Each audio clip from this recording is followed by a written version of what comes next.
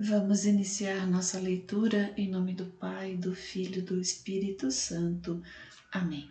Meu Senhor e meu Deus, creio firmemente que estás aqui, que me vês, que me ouves.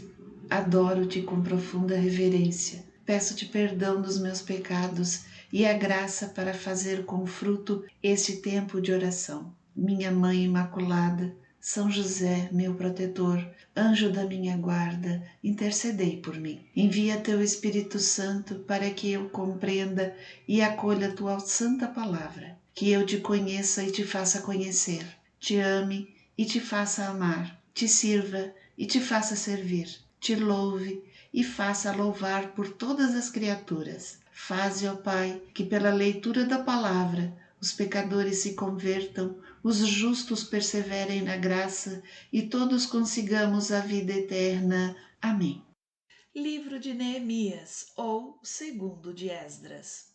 Do capítulo 4, versículo 1 ao capítulo 6, versículo 19. Quando Sanabalat, Tobias, os árabes, os amonitas e os azoteus souberam que prosseguíamos na reparação das muralhas de Jerusalém e que as fendas começavam a desaparecer, ficaram enraivecidos. Coligaram-se todos para vir atacar Jerusalém e semear ali a confusão. Fizemos oração ao nosso Deus e estabelecemos uma guarda de dia e de noite para nos proteger contra eles. Já o povo de Judá dizia: os transportadores estão quase sem forças e há ainda grande quantidade de escombros. Jamais conseguiremos reconstruir a muralha. E nossos inimigos diziam: atacá-lo-emos sem que saibam e antes que vejam algo. Matá-los-emos e assim poremos fim a esse trabalho. Os judeus que habitavam nas vizinhanças vieram até 10 vezes advertir-nos acerca dos lugares de onde possivelmente nossos inimigos viriam atacar-nos. Coloquei, pois, como anteparo por detrás das muralhas, nos pontos descobertos, o povo dividido em famílias, com as suas espadas, lanças e arcos. Tendo terminado a inspeção, achei que era de meu dever exortar os homens importantes, os magistrados e o restante do povo. Não tenhais medo deles, disse-lhes eu. Lembrai-vos de que o Senhor é grande e temível. Combatei por vossos irmãos, vossos filhos e filhas, vossas mulheres e vossas casas. Quando nossos inimigos souberam que estávamos alertados, compreenderam que Deus lhes aniquilava o projeto. Nós, pois, retornamos todos à muralha, cada um ao seu trabalho. Mas depois daquele dia, a metade dos que estavam comigo trabalhava, enquanto a outra metade estava armada de lanças, escudos, arcos e couraças. E os chefes estavam atrás deles com toda a gente de Judá. Entre os que estavam ocupados na muralha, os transportadores trabalhavam com uma das mãos e na outra traziam uma arma. Os pedreiros tinham cada um sua espada na cinta ao redor dos rins. Foi assim que se fez a alvenaria. Um homem tocador de trombeta estava junto de mim. E eu disse aos homens importantes, aos magistrados e ao resto do povo: o trabalho é considerável e se estende por um vasto espaço. Nós nos encontramos dispersados na muralha, uns a grande distância dos outros. Quando, pois, tocar a trombeta de qualquer canto em que vós a escuteis, reuni-vos a nós. Nosso Deus combaterá por nós. Estávamos assim trabalhando, a metade com a lança na mão, desde o despontar da aurora até a aparição das estrelas. Ao mesmo tempo, eu disse ao povo: cada um com seu ajudante, passe a noite em Jerusalém para nos auxiliar a montar a guarda durante a noite e a trabalhar durante o dia. Quanto a mim, a meus irmãos, a minha gente e aos guardas da minha escolta, nem mesmo trocávamos nossas vestes, cada um guardava sua arma ao alcance da mão. Neemias opõe-se aos usuários.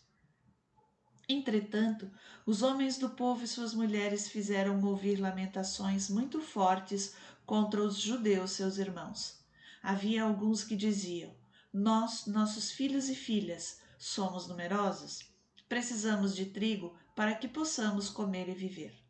Havia outros que diziam: somos obrigados a empenhar nossas terras, nossas vinhas e nossas casas para termos trigo durante a fome.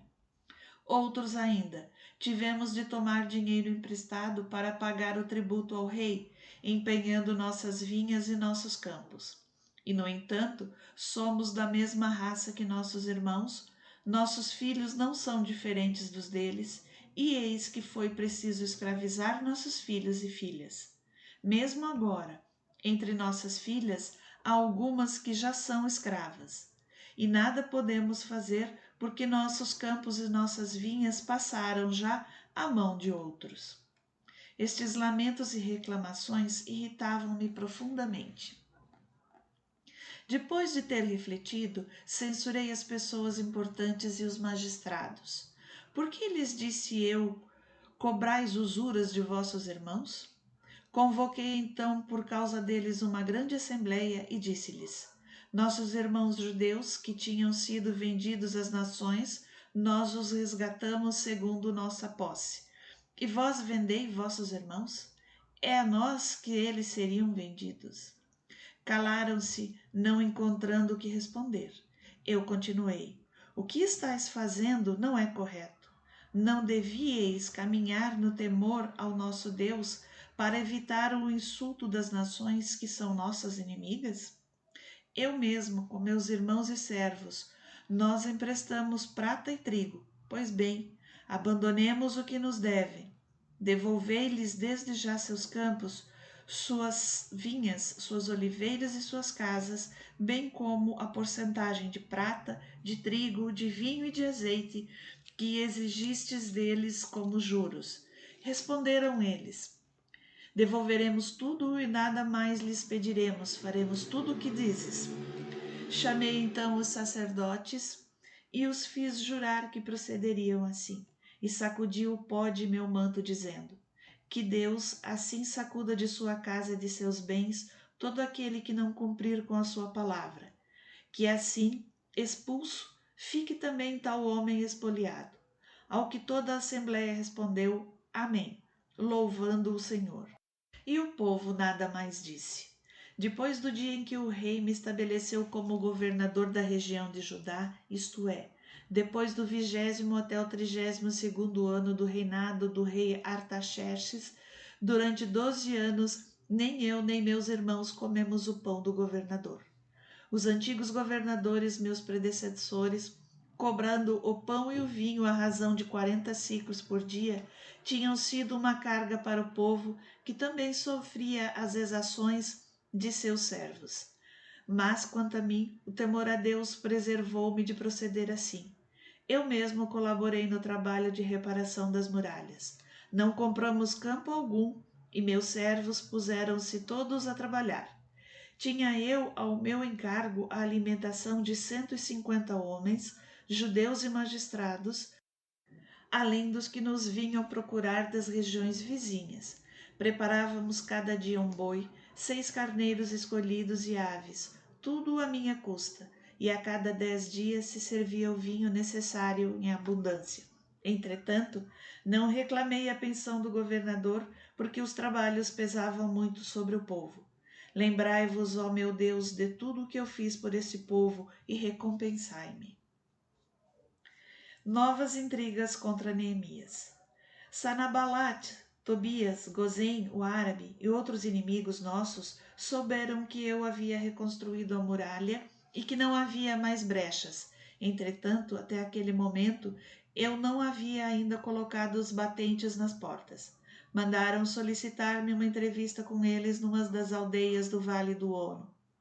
Projetavam fazer-me mal. Enviei-lhes mensageiros para dizer-lhes: estou em vias de executar um trabalho importante, não posso descer. Não tenho desculpa para interromper meu trabalho e não posso deixar a obra para descer a vós. 4 vezes eles me endereçaram a mesma mensagem e eu cada vez enviava-lhes a mesma resposta. Pela 5ª vez, Sanabalat fez-me a mesma proposta por um seu servo, o qual desta vez trazia na mão uma carta aberta que continha o seguinte: foi divulgado entre as gentes E Gosen afirma que se tu reconstróis a muralha, é porque tu e os judeus estáis projetando uma revolta. E pelo que se diz, desejas tornar-te o rei deles. E terias mesmo enviado profetas para proclamar-te rei de Judá em Jerusalém. Todos esses boatos chegarão aos ouvidos do rei. Vem, pois, e entendamo-nos.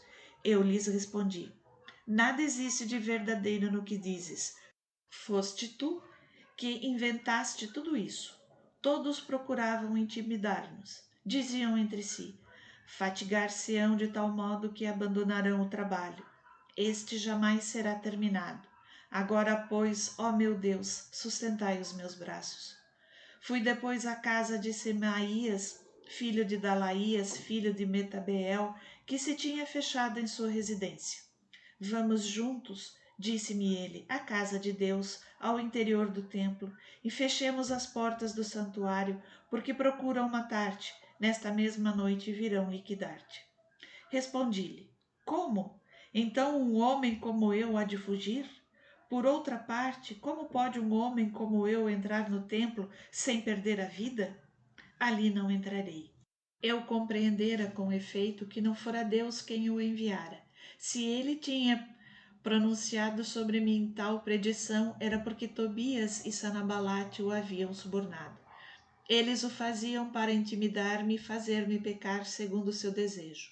Isto lhes permitiria cobrir-me de opróbrios e lançar-me em má reputação. Lembrai-vos, ó meu Deus, das maldades de Tobias e de Sanabalate, e também do profeta Noadias, bem como dos outros profetas que procuravam atemorizar-me. Terminou-se a muralha no 25º dia do mês de Elu, em 52 dias. Quando nossos inimigos souberam disso, encheram-se de temor todas as nações vizinhas, pois seu ânimo arrefeceu, reconheceram que, se aquela empresa fora levada a bom termo, era graças ao nosso Deus. Naquele tempo, Tobias mantinha uma correspondência contínua com certas pessoas importantes de Judá. Muitos, com efeito, estavam-lhe unidos por juramento, pois ele era genro de Sequenias, filho de Areia, e Joanã, seu filho, era casado com a filha de Mosolão, filho de Baraquias. Até mesmo o louvavam em minha presença e participavam-lhe as minhas palavras. Esse Tobias era quem me remetia cartas para atemorizar-me.